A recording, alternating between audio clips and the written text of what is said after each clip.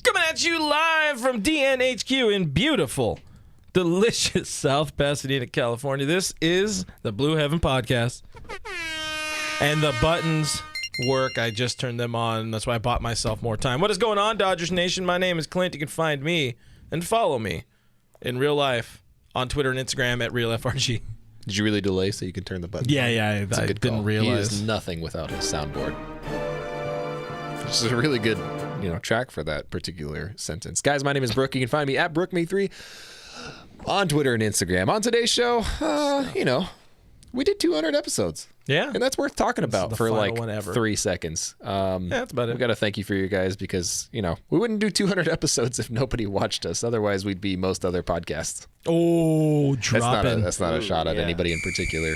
Drop it in heat. We also got to talk about the Astro series. It was a lot of fun for a lot of different reasons, mostly not on the field, surprisingly. Not surprisingly. Right?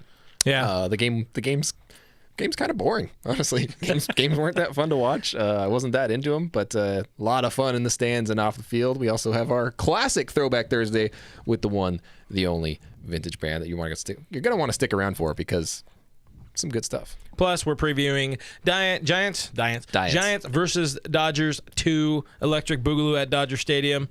Before we get into the comments, before we do all the other stuff, we got to remind you, this is a podcast. Please subscribe. iTunes, Spotify, iHeartRadio, Google Play, Stitcher Radio, Pandora, everywhere your podcasts are available for free. We live there. Also, please do subscribe to our YouTube channel, youtube.com/DodgersNationTV. Hit that notification bell. You'll be so thrilled you did. And you'll see more of this guy because we got superstar of the world. We got D-Mac in the house. What up, fellas? Hey. In Skin Flesh, you're like right there. This is it, man. From Zoom to the room, back here at Blue Heaven, on location, man. It feels really good to be back. Nature has fully healed, guys. I miss these two guys, man. I haven't seen these two guys in over a year now. Yeah, pre-pandemic times. Yeah, so it's pretty awesome, man. Things are really getting back to normal. I don't feel really until everything's back to normal until we're back in first place. But as far as the baseball world goes, it's really exciting, man. Yeah, this is where we know it's real. Yeah. Yeah, I think the guys over the weekend were like playing at full capacity. Feels like real baseball. This feels like real podcasting now. We're That's able what I'm to talking sit about. I in a appreciate room. that, Brooke. We're able to talk to each other. We've been we've had a lot of requests for Doug over the years, or over the weeks, over the days even. We get a lot of requests for Gary too. Surprisingly, shockingly, Gary, you're welcome. But good to have you back, man. Always good to see you in the flesh. Guys, don't forget, this is a live stream, and Doug can hear and read your comments should he choose to. So make sure you drop in. He can't read them, but we will read them to him. We'll read, yeah. Make sure you drop in. Let us know where you're repping Dodgers Nation tonight. We want to talk to you guys. Jumping into the comments a little bit. Steve over on Facebook. First one I saw, so it's the first one that's here. He says, yo, and that's it. And the first one always gets a shout out because why not? Unless it's weird, because sometimes people are weird. Mike and over on YouTube says Blue Heaven. That is us. Thank you for pronouncing it correctly. It's not Blue Haven. Shout out. Oh, good times. Let's see. Bobby Jenkins says, if you're talking about that Dodgers versus Astro fan, yeah, consider trash taking out. We'll get into more about that. And Doug, of course, did both. He did post-game shows for each game, so I'm sure you have a lot of the interesting takes and some of your fun comments you saw from those. So we'll get into those in a little bit. First, we got to find some more people. We got Noel or KN Al. Whatever you want it to be. Who's apparently going to watch Cody bat in El Paso. I guess that's where AAA is today, in El Paso, Texas. So you can see another Dodger homer in Texas right now, or something like that. Dodger Baseball with a Z on YouTube saying David Price getting the ball to start tonight. Isn't it weird to think it's weird that David Price is getting a start, even though he's a starter for 312 games in his career? Yeah, doesn't feel like he's a starter anymore. Definitely feels like he is a bullpen piece now, but I don't think he could throw 5 innings if they asked him to at this point. Build up to it. Well, allegedly. I mean, he's a veteran. He was throwing innings in spring training. Yeah. We'll get more into the David Price thing in the bullpen games. I don't know how we all match up on the bullpen games. So yeah, Rogelio. Rojo. I nailed it. Hey, you are the honorary Spanish guy today. Says, what's up, my boys? Que on the way. Kevin says, hi, guys. Kevin Stearns, thanks for hanging out with us. Joey is hanging out in the parking lot waiting for them to open the gates on him.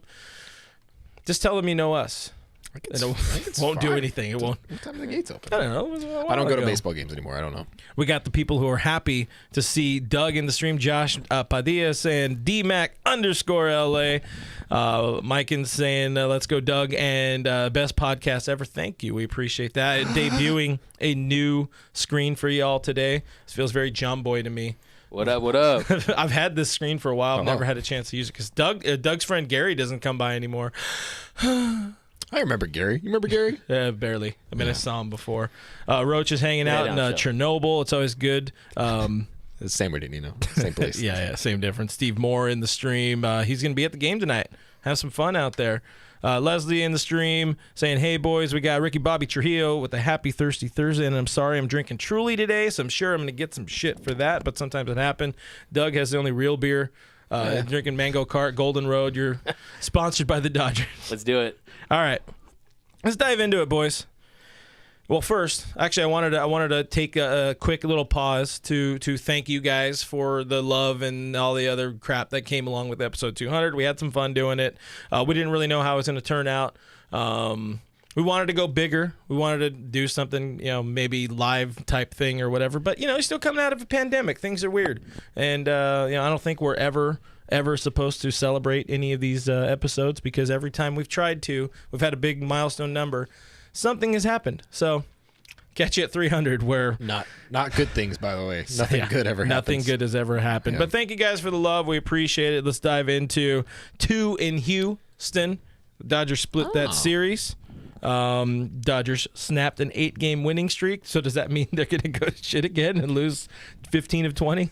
No, I think that's, they did the same thing against the Marlins. They dropped that bullpen game on that Sunday when they probably should have. No, they definitely should have won the game. It's one of those things. But I don't know. What was your take on the series overall? Because there's a lot of hype going into it, obviously, for a lot of really good reasons. There's the full capacity. There's the history between the two teams. You have Bauer scheduled to go one of the days. It kind of had the makings of this is going to be a very fiery series. And it wasn't bad, but I wasn't really invested in it. It didn't feel good. It was just kind of these are ball games. You know how it goes. You get those things where overhyped. It's like somebody overhypes a movie and you're like, eh. Yeah. Maybe, I don't know. What was your feel? I mean, I'm in agreement with you guys. I mean, I almost feel like Star Wars fans, they were anticipating Episode 1, Phantom Menace, and it kind of turned out to be a little disappointing. But I think the difference between last year was it was no fans in the stands, but it was also early on in the season. It was the second week. It was that Tuesday right after the season had just opened up. But I was a little disappointed in yesterday's game. The bats were cold. It was the end of a road trip. Yeah. And you saw. You want to have that happy flight. I want the happy flight. Exactly. I don't know. To interrupt you. Go for it, man. The Kershaw game, I think it worked. I think it worked for everybody. You had Kershaw, you had Greinke, you had good starting pitching at the start of it, and then you had the good guys blow it open. Yeah. You really wanted to see, let's be real, you wanted to see more out of Trevor Bauer. I think he had ideas. I think he had grandiose plans. More in the sense of not necessarily, I mean, he went 2 runs, 6 innings. Yeah. Not more in that sense. More in the fiery. Let's get him. Let's get the blood boiling. Let's get the tensions rising type of thing. And I think he, I'm sure he did. I'm sure he had a bunch of stuff in mind. Absolutely had plans. 37 pitches into the first inning, I think he realized it's not going to be one of those days. It's going to be a struggle to survive and keep the team in the game. And credit to him for focusing in on that and getting that done. But was really hoping to see him piss somebody off. Really hoping for that. Dude absolutely grinded it out. Getting 6 the day before a damn bullpen game was clutch for sure. But again, you wanted to see Altuve not take him yard. Little Altuve take him yard. It happened. It happens. If that's a god awful terrible outing. If Bauer didn't get us a jumbo jack for once this season or whatever, and still went 6 and only gave up 2, that's solid. You wanted more out of that series. You hope you'd take that game too, but. All told, it still, with all the pomp and circumstance and yada yada, felt like a flat series. And what was the response like in the comments? I know Tuesday was also rough for you because the Laker game was still going on, so I don't know what post game was exactly like then. I mean, Tuesday it was interesting because you really felt really good about Clayton Kershaw's outing, especially considering it was the first time pitching at Minute Maid Park since that dreaded Game 5, and it was the first time he recorded out in the 8th inning since 2018, and he was really brilliant. So I'm wanting to glorify glorify Clayton Kershaw's outing, but everyone still wanted to talk about what happened in 2017. I was asking people on a scale of 1 to 10, how upset are you still about the Astros sign stealing scandal? I didn't see one person that had less than a 10. In fact, I think my favorite response was the guy said, "Hey, D-Mac, what am I at a 1 to 10 scale? I'm at a 2017." And you had a lot of guys like that. They were just extremely upset, and I was with them because bottom line is, I mean, we're not going to rehash the Astros sign stealing scandal, but when it comes to the series itself, I'm with you too. It did feel like Trevor Bauer had something in store. Maybe he was a little too amped up in that first inning. He didn't have the feel for any of his breaking stuff. But bottom line is, like you just said, he grinded out 6 innings, gave the Dodgers a chance to win. But, I mean, hopefully he'll get his chance again at Dodger Stadium. And he'll find he was going to do some type of trolling thing. I mean, but like I said, to me, I don't think anyone would have really wanted him to troll unless he's dominating or if it's a big punch out or something. I think it's funny how not a lot of people are talking about Dennis Santana hitting Gurriel. I thought that we were going to wake up and see murals of Dennis Santana all over Los Angeles. I mean, where's the Dennis Santana shirts? But no, I think Nate Jones killed any of those murals. Yeah, okay. The chances of a mural the inning before. To back up for a second, because we saw a lot of trash takes on both sides. To be honest, I mean, Dodger fans gave a fair amount of trash takes, much more so on the Houston fan side of thing, which we all know. We're just talking about mostly social media here, and the worst of us are on Twitter. That's just how it goes. If you're active on Twitter, you're probably a bad person. Heyo. For the majority, with all due respect. So. Periscope users. So you see a lot of the bad comments or the bad takes and a lot of the it happened, just get over it crowd and all that, which is just BS. But before we dive into that too much, I do not want to gloss over the Kershaw start, because Kersh came, he kicked some ass, and it was fun. That was a great damn game, and I don't know. He really wanted to avoid the idea of exercising demons, but let's be real, he did. And I would imagine you have a happier Clayton now. Happier Tony Crenshaw. He's a World Series winner, and he proved that he can go in there to Houston and crush them. One of the best hitting teams in baseball. It can crush them when they're not cheating on his ass. Yeah, it's really enjoyable to watch. I mean, it's one of those things with Clayton Kershaw. You never really know what you're going to get out of him from start to start, and it's just one of those situations. I mean, he had such a good start to the year and then goes through periods where he gives up a bunch of bombs. It doesn't necessarily give up a bunch of runs or anything like that, but gets maybe 3-4 home runs hit off of him in a game. So you just never know how he's going to respond. I mean, in Houston, in that tiny little crackerjack-ass box of a park, like, it just does not match up well for him. So going into that game, I was like, man, there's just a lot of things that don't line up well. I think the Astros over the last couple of games before that were averaging like 6 or 7 runs a game or something ridiculous like that. Didn't look good. They have hit much better off of left-handed pitching all year, and so I was expecting much worse. But the fact that he just gave up the one bomb that is no other stadium, by the way, stadium in all of MLB. It's not gone anywhere else. And there was actually 2 or 3 home runs hit like that this series, which is kind of funny. The ones like Puig thought in 2017, they were going to be just the one Puig hit with one hand. Yeah, it's like that, barely makes it over. It is a weak fly out. I thought everything's supposed to be corn to left field. Everything's supposed to be bigger in Texas. What is that what is this, a baseball stadium for ants? Gosh, dude. I mean, they made it to scale for Jose Altuve, so I guess it kind of makes sense. Nice. They built it around him. It adds up. I understand it. They had to take the hill out because it was too hard for them. Yeah. Whatever. I'm with you, too. It's like, I call it the Polly Pocket Stadium, and it almost looks like when you're building a stadium, they make that really detailed replica of what the stadium is. They just use that replica as the actual stadium itself. But going back to the Kershaw outing, I mean, it's not like he had amazing swing and miss stuff, but he did have more swing and miss than he did in that Game 5. And we know back in 2017, it's only a few years removed, he was that nastier back then. And to me, it just really, it was, I don't want to say it vanquished Clayton Kershaw, because at the end of the day, it is a regular season win against in May. And again, you've had your years removed at this point, but I think Clayton Kershaw, he's already going to hold his head up high with the career he's had. Like, that's why last year, I'm telling you, in the ALCS, I kind of felt weird, because I don't want to say I was rooting for the trash risks at that point, but I mean, that would have been just poetic to see Clayton Kershaw have a game like he did against Tampa Bay, against the Houston Trastrists, and ended up winning that series. But all in all, it was nice to see him go out there and just win and have a good outing, because we need him to have a good year. I mean, May's gone down, and when he has that slider, he's going to give you quality outings. Yeah. And I like the way he's using his curveball early in the outing too, getting a lot of ground ball outs at big spots. I think he ended up with like 6 punch outs. But yeah, it was just really nice to see him go out there and have success in Houston, in Texas, where he's born, against that team.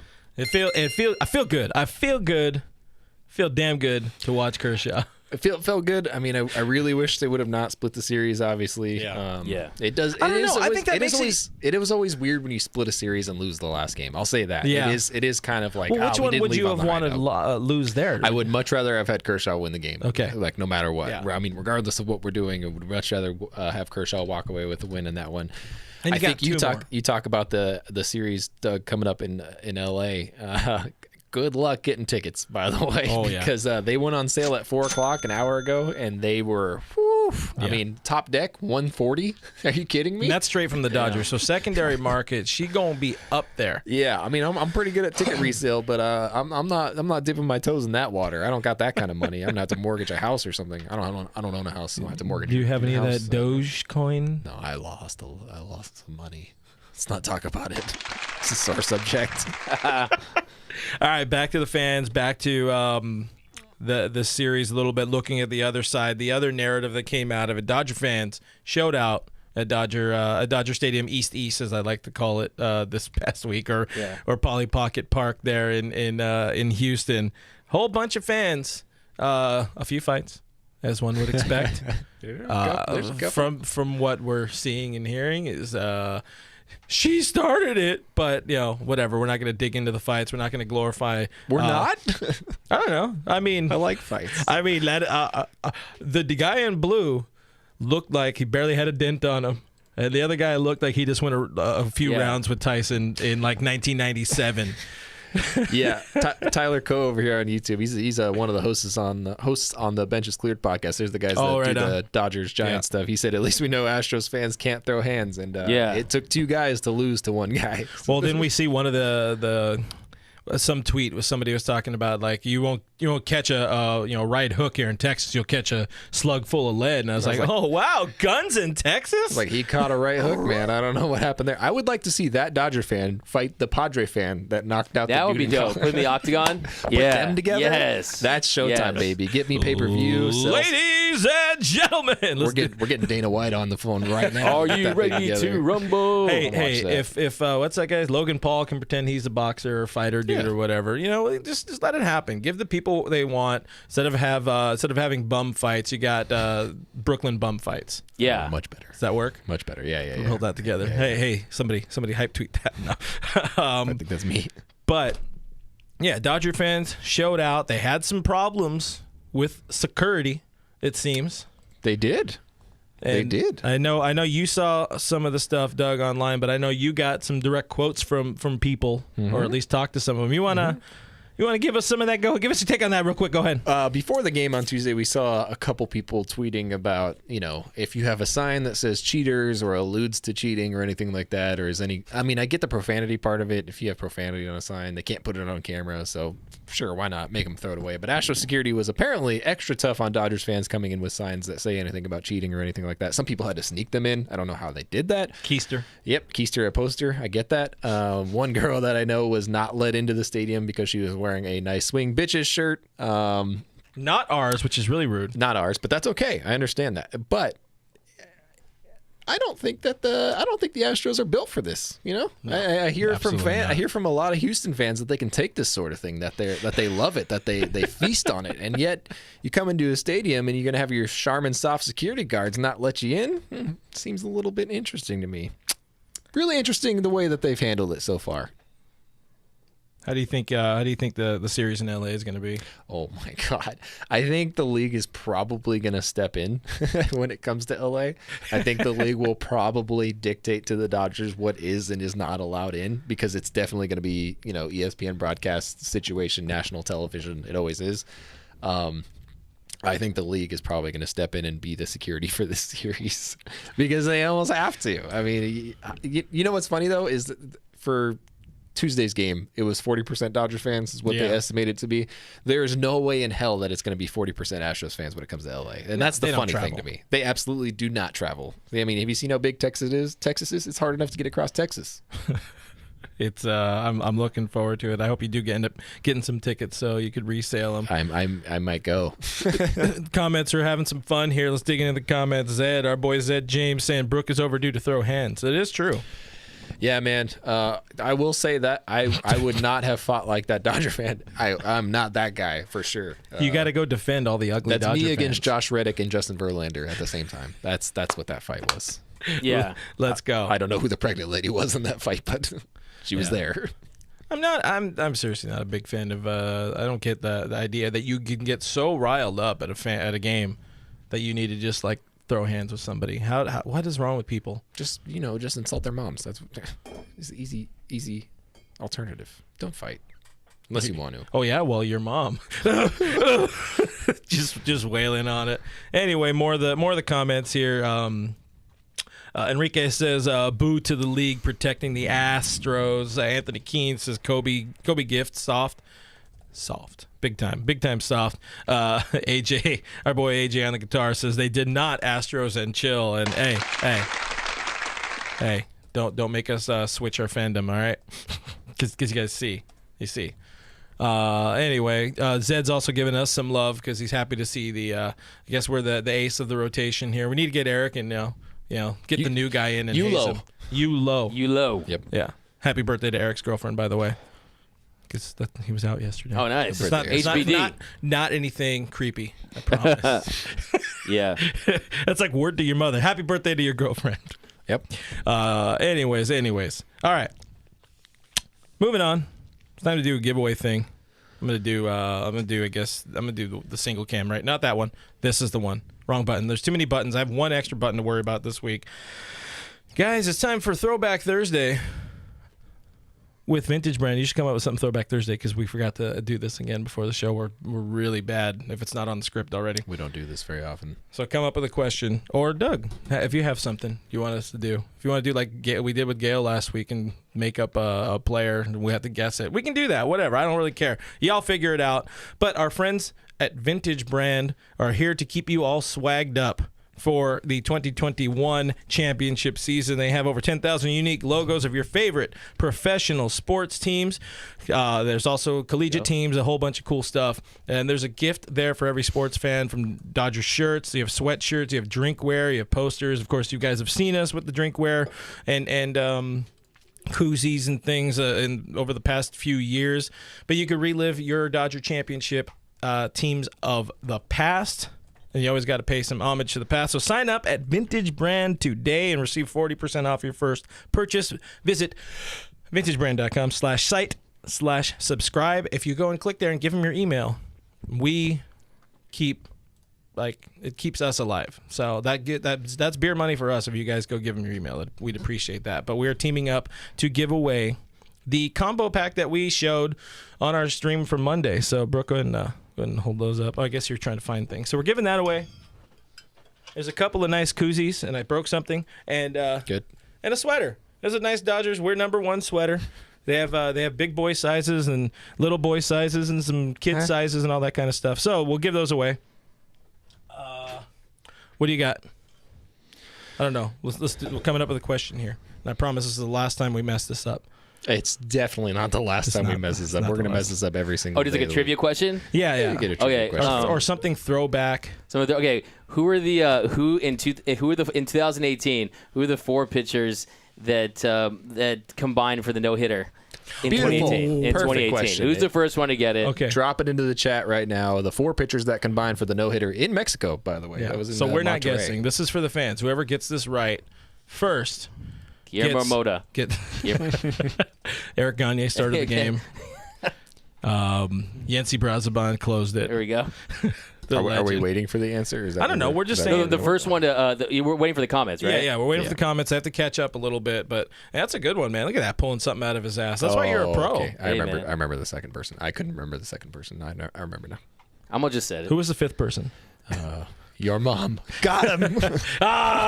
We're throwing hands right now. Who's got it? Come on. Noah says these streams are elevated when Doug checks in. Oh, yeah, of course. What up? Brings it up a notch. I think Ray just got it. Different energy. Ray just got it. Yeah, right away. Congratulations, Ray. With the question mark at the end. There you go. Wait, was it in that order? It has to be in order? No, it's just have fun with that. That was not in order. Yeah, it's not in order, right? No. Yeah, Libertor came in later. You said a name. The Zed wins. He says the answer is people. The answer is the friends we made along the way. I don't agree. I with mean, that. so far he's most accurate. But didn't Ray just win something? Yeah. Should we give another one to Ray? It feels racist. Keep giving them to Ray. He's the guy always Ray. wins, yeah. Got it. Hav Monkey says I hate. Thank you. Zed says give me prize now. Yes. You want to go to the second person since Ray just wins everything all the time? Yeah, we'll send Ray stickers or something like that. I always say I texted Ray like 5 minutes ago. I'm like, hey man, this is the thing. I don't even get ready. You gotta Google us now. Who got it? Who got it in order? Is it a sailed loaner? That's I don't know what Bucher is. Bucher. The thought process. What was the order? There's Bueller, Cingrani, Libertor, Garcia. I thought Libertor closed it. Nope. You sure? Yimi closed it. Stimmy Garcia. Well, it sounds like a sailed loaner is the winner. There we go. Because Congrats, that's an order. Sailed loaner. And all that boring part will be cut out of the. More like a sailed winner. More like Los Angeles Failures. But because we messed up on last week's winner, and if you're last week's winner, you're right. Libertor did close it. I knew it, man. Right. You cuck. Yeah, I got it backwards. My bad. That's all right. Still the one. Yeah, unclassic. Well, I guess we have to give it to him because we already said it. We already said it. You already won. Email us podcast@DodgersNation.com or message us here or something like that because we're bad. And we messed up on last week's person. Bad at everything we do. So if you're last week's person who won, whose name escapes me, I think it was Andrew. Andrew something or other, Andrew, who was the last name. You're that person. Email us, podcast@DodgersNation.com. Send us a screenshot. Make sure it's you because we want to make sure we're giving our things to the right person. Send us pictures of your feet so we know it's you. And the sailed loaner did note that he misspelled Bueller, or they. I don't know who anybody is. Anyways. All right, moving on. Dodgers and the Giants are facing off again because they really messed up on the scheduling this year. It's really weird. I don't like playing a team 7 times in a week and a quarter or whatever the hell it is. But Dodgers, Giants, again, San Francisco comes to L.A. It's another bullpen game for Los Doyers. People seem to be really upset about the bullpen games. Yeah, I think that kind of is what happens when you only have 4 starting pitchers. Yeah. It's kind of a surprise to me at this point. I mean, I guess you don't really have too many options, right? That's the realistic place that we're at right now. But it is a little bit of a surprise to me that they've gone with 4 starters this long. And Dave Roberts from the beginning is like, we're going to wait for Tony Gonsolin to be ready. And a lot of people were like, so he's almost ready. And he's like, nope. Like a month away. He is still 2 more rehab starts from now away from being ready. And that doesn't mean like after his next rehab start, he's good to go that day. He's got to still wait a couple more days after that. So we're at a weird spot, but it's okay. Not a big deal. People are not a fan of bullpen games, and I understand why. For a lot of different reasons. I in particular, am really not a fan of starting a 4-game series with a bullpen game. Yeah. That really puts you in a tough spot if you guys shoot yourself in the foot at any point during this series. God forbid, Bueller has to come out with a blister issue or something like that. You're really in trouble. If you throw... last time they threw David Price out for a start in the bullpen game, I think they used a total of 7 pitchers, which is probably about what they're going to end up using tonight. That makes it tough. Makes it real tough, man. Yeah, if you have because who's going game 2? It's going to be Walker, and Walker, you kind of feel a little like he might be due for a clunker. So if it happens in this series, you're really hamstrung, and there's not a whole lot at the minor league level that you could rely on to help you. And in today's game, which if you're listening to the podcast Friday, so you already know what happened, but you got Dave said Price is going to go through the lineup once. So hopefully if he shoves, he gets to get a plate appearance because he really wants the hit. But I mean, just keep letting him go. I would honestly at this point have begun the process of building up David Price because it seems like you're going to need that 6th starter anyway, and it's not going to be Jimmy Nelson because he can't last 2 innings and keep his forearm together. And that might be what they're doing right now, kind of low key, but maybe not. we talked with Dave Roberts, not we in the communist sense, talked with Dave Roberts before this, and it was like hey, we kind of like him where he's at right now. We like him in the one time through the order, long inning type of guy. It sounds like they're not going towards that, but I mean, if you're giving him one time through the order today, that means you're pretty willing to commit to 3 innings if it gets to that point, maybe even more if he's shoving and he feels good and being efficient with his pitch count. So you kind of low-key kind of building towards a starter role just in case, but you're really putting a lot of money on Tony Gonsolin being 100% ready to go by the time he gets here. So and if you don't have Price building up, you got no backups. You have no backups. All of a sudden, that glorified depth we had in spring training where there was 8 people, 8 starters for 5 spots, D-May's gone. So that's a big problem right away. JoJo's hurt because Gray would have got a few spot starts at least, it seems, according to Dave. But he's suffering through shoulder impingement. He might not be an option for a good little while. So you need to have that other guy, and you can't really you can't do what you've done in the past. Tony's not a minor leaguer anymore. He's got to get back up here at the big league level. So. Yeah, I don't know. I mean, do you look outside? Would you look outside the organization at a body? Honestly, I wouldn't at this point. I'm not a fan of the bullpen games. Obviously, it's all because due to necessity because of the injuries and just the lack of depth right now. Because injuries in the bullpen, injuries with the starting rotation, and it's unfortunate. But at some point too, you got to see what you have with these guys, and if guys can come out there and you need and start to execute. And I think David Price is a guy that the more they throw him out there, the more comfortable he is. And look, I mean, Edwin Uceta, he was okay when he was the bullpen guy against the Marlins before he gave that home run to Duvall. So, I mean, then he comes out there too. If his changeup if he's not having success with his changeup, he really starts to struggle. So, really, what it comes down to is, look, this is just temporary. It's like putting a Band-Aid on a bullet hole, really, when you have these type of bullpen games. When you know that ideally this is a team that had 6 legitimate starters before Tony Gonsolin and Dustin May suffered injuries early on in the year. So, look, I mean, the Dodgers, this was not a part of the plan, of course, but you just kind of have to do it. You just kind of have to work through this and hope that this Dodgers offense can pick up the bullpen and start to score some runs. You got Woody going today. I mean, Gosman has had success against the Dodgers. DeSclafani, he was pitching out of his mind before the Dodgers roughed him up. I'm confident that this offense will realize that, look, we just got to get to Gonsolin. Like you said, they are putting there's so much confidence in Tony Gonsolin, and I'm confident in him as well, but he needs to work out, man. He really definitely needs to come in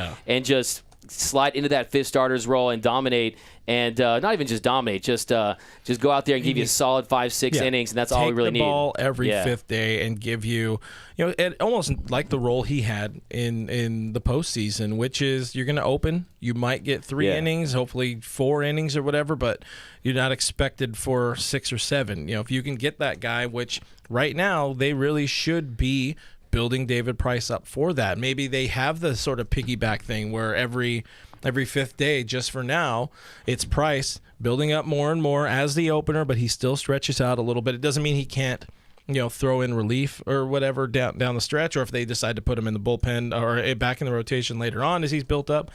But if you have him stretched out and Tony comes back, Tony's not going to come back at 100 pitches yet. So you have that piggyback game sort of thing. You even have them kind of switching out and who one of them starts one week or every 5th day the other one.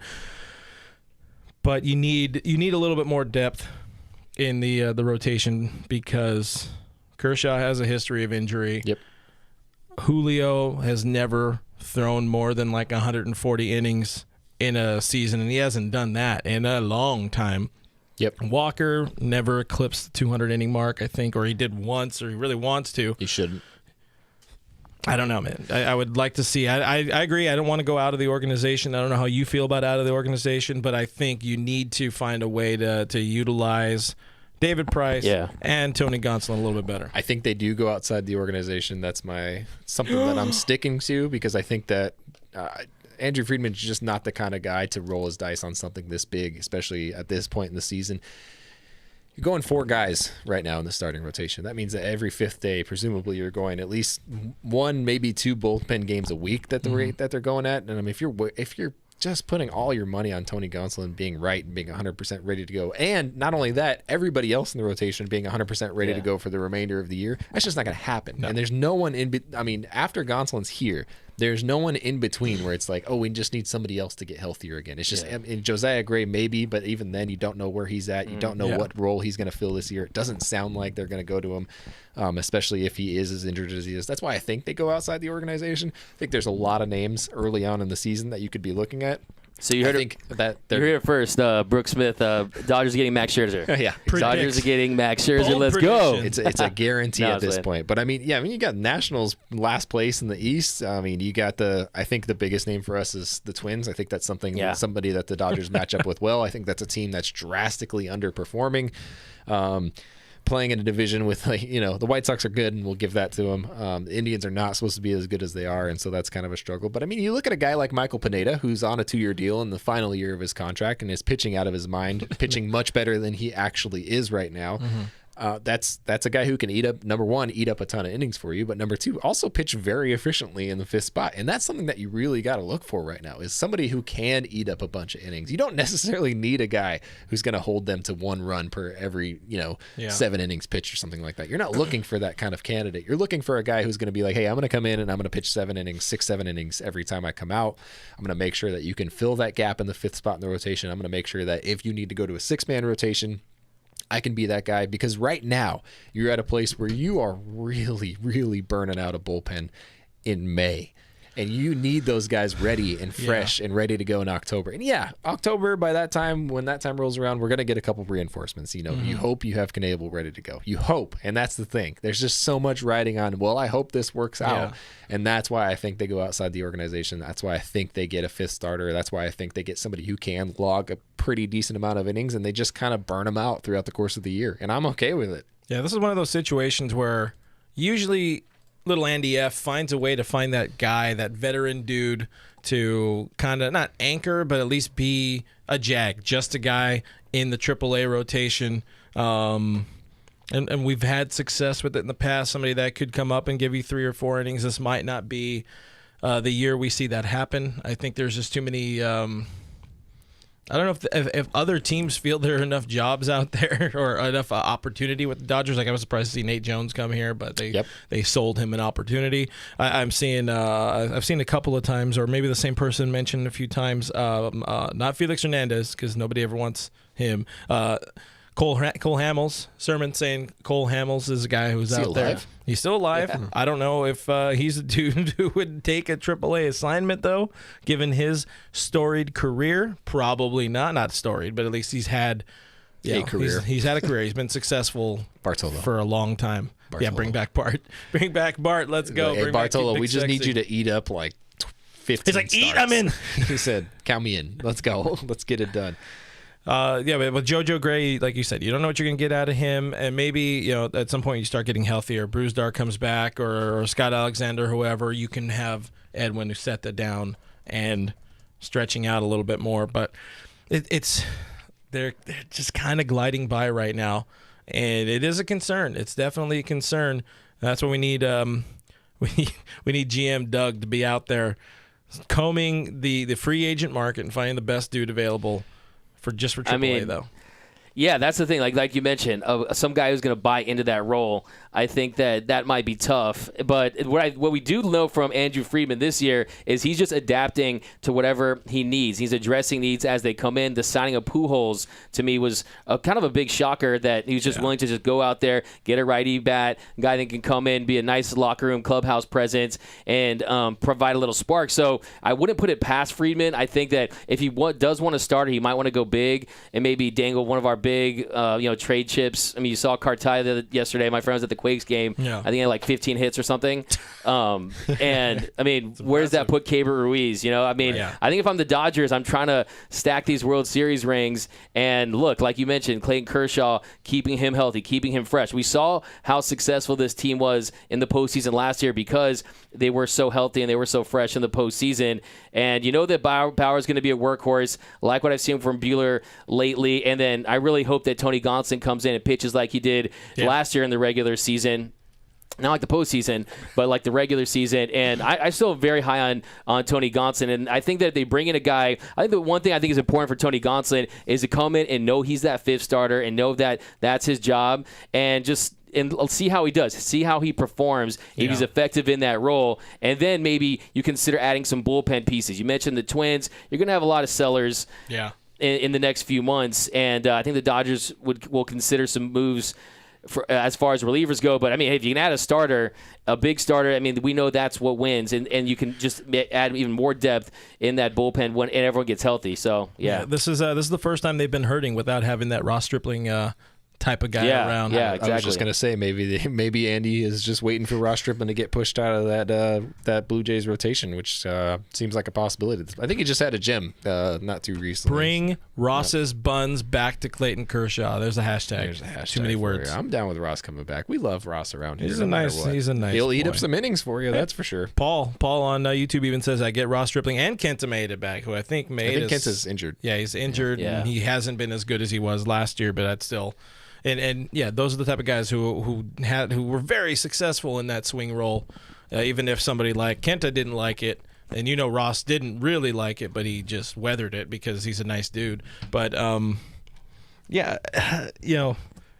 you mentioned maybe Jared Weaver. You could bring him in, maybe. He's still out there. He probably throws as hard as he did when he was playing because it doesn't take that much. Max effort. Doug, you mentioned Cartaya, you mentioned Keibert. That's the two names that you can keep in mind and really realize that the Dodgers are in an incredibly enviable position where if they do need somebody, they could probably go out and get just about any quality arm on the market. Somebody that, they don't need anybody beyond the top four. That's what's tough. Yeah. They finally have that top four set with the addition of Bauer. Right. Because Julio, he's starting. He's finally starting in the postseason. Yeah. Which sucks for him, to be honest, because he's going to be underutilized in that fourth spot. But that's just the way the ball bounces. Yeah. Last year he had so much success in the bullpen, Julio Urias, and people were talking about, should he be a bullpen piece? I said that Urias, he's a starter. Yep. That's what he does. That's why when I saw that fight yesterday, I was like, maybe that Astros fan said move Urias to the bullpen or something, and that's what triggered that little fisticuffs action there or something like that. But look, when it comes down to it, it's a tough spot, but they just have to weather the storm right now. Hopefully the offense continues to put up runs. And look, you want to continue to develop these bullpen pieces as well, some of these younger guys, and get healthy. That's really what it comes down to. Mm-hmm. Just so many injuries early on. Bullpen, starting pitching, the dust to me was a massive blow.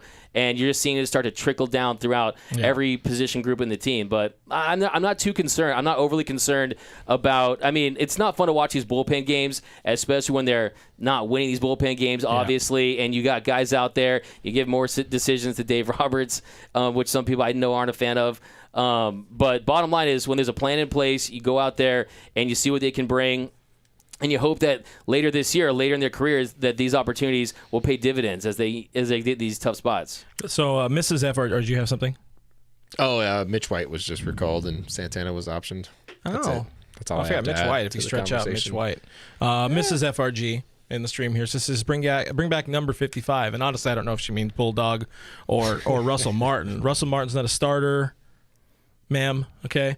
He's a closer. Yeah. You get that shit right. But the scene 55, I immediately thought of Bulldog, and then you mentioned Jared Weaver, or you mentioned his lightning arm right now. Who do you think right now throws harder, Jared Weaver or Bulldog? Bulldog, 100% Bulldog, 1,000% Bulldog. Krajewski, we need you to confirm these numbers. All right, get a gun on Bulldog, not in a non-threatening manner, and let us know how fast that fastball is at 61 years old. I could take Jared Weaver deep right now, no problem. I'm a terrible hitter, and I could take Jared Weaver deep. But we got all those bats, so I have faith in you. Yeah.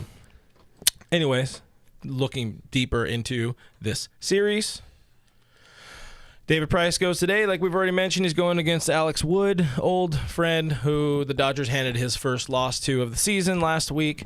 Walker Buehler versus Anthony Desclafani, another quality matchup, fun matchup of some two dudes that can absolutely shove. Julio goes on Saturday against the returning from the IL Logan Webb, who's had a serviceable season for a giant rotation that has, for most of the season, been the best rotation in baseball. And then the matinee Sunday, I get to see because I'll be at the ball game. I'll be at the ball game on Sunday. Clayton Kershaw against Kevin Gausman, who for some reason is good now. I think that's the best matchup of the entire series. There's not a lot of. I really like watching Julio. Bueller or DeSclafani is a good matchup. That is great. That's a good Friday. And you're going to be there, right? Yeah, I'll be there at that one. I really hope they just shell DeSclafani again. Just shell him, dude. What's the series predictions? How many? I got it right last time. You got it right last time. You said sweep. I'm going to go 3 or 4 this time. Oh, what about you? What do you got? I'm going to go 3 out of 4 as well. I think they lose on Kershaw Day, to be honest with you. I think it's going to be a split. I feel a split. I don't know who's going to lose, but I think things are we're going to get Cody back this weekend. Cody's due back on Saturday. Cody's back. And I think that might be a game we end up losing. Not because of Cody. That makes sense, yeah. Cody's supposed to be back on Saturday. And whenever good things happen, bad things happen. You could get Zach back on Sunday.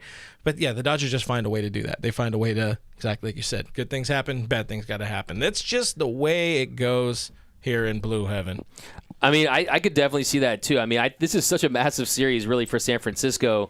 Heading into last week's action, they had won 5 straight, sitting in first place. They're saying, oh, we got Crawford, Belt, all these guys playing so well, the starting rotation, best in baseball, and then you get swept by this Dodger team that wasn't even at 100%. You follow that up by losing 3 or 4. Maybe you start to see a fire sale. Maybe you start to see that start to creep back. Those conversations start to creep back up, and are they going to be as competitive? Because we've had our bullpen issues, and so have they. Yep. So, I mean, look, I think it's a bigger series for them than it is for the Dodgers. They need to come out here and prove that they are, to themselves, really, that they're a contender in the NL West, because they also have the Padres to deal with. And I think if they go down easily and they get dominated, I think that really changes the complexion of their season into what direction they're going to go. But yeah, I mean, honestly, it's a big series for both, San Francisco and LA, but the Dodgers always find a way.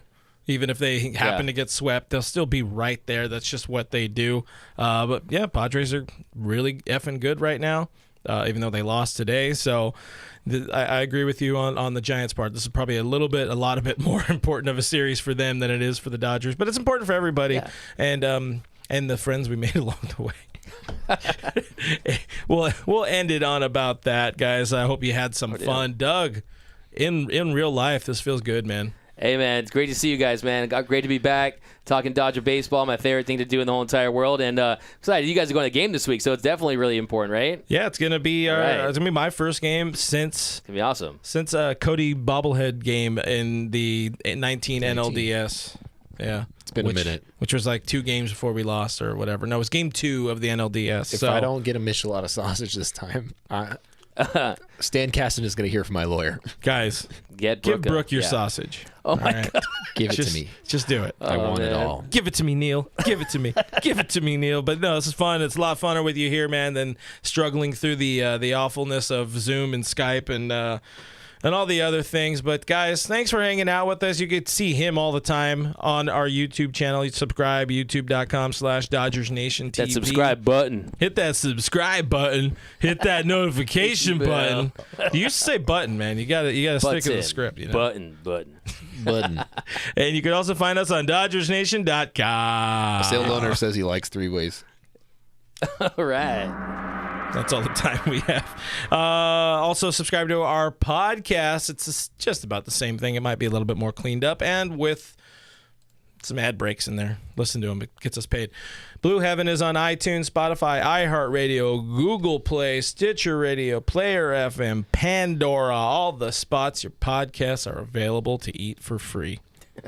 Oh, you're so good at that. Man, you're just so good at that. Guys, I'm at BrookMe3.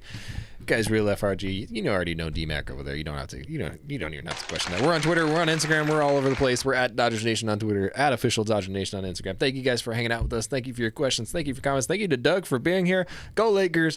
Go Dodgers. There we go. Reigning, defending, undisputed, whatever he says at the end of press conferences. Goodbye. Bye.